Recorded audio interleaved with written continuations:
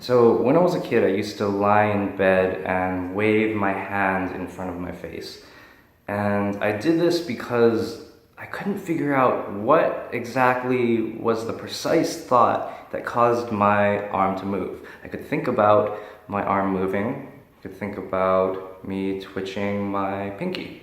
But unless I actually moved my pinky wouldn't move. So brains can be thought of as statistical machines, and as we grow and learn and develop as human beings, we learn certain patterns. And one of the early patterns that we learn is the difference between our body and the environment.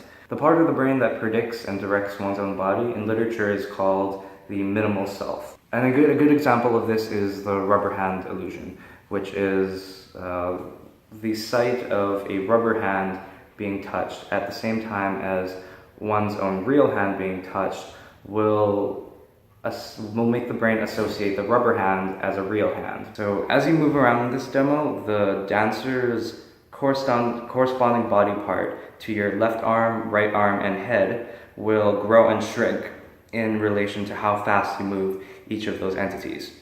In the virtual world, you will not have a body per se, in that you will not look down and see a body under you, because you're essentially a floating head in this demo. So the theory is that the brain will look for the next best thing. And over time, your brain will start to remap its expectations. When you move your left hand, the dancer's left hand will grow. When you move your right hand, the dancer's right hand will grow. And as you move your head, the dancer's head will grow. So now it's this entity that you're watching, this dancer, this entity that's dancing in front of you, and in a way you're sharing that dance with it. Not only in contributing to its movement, but also sharing a sense of embodiment, sharing a self.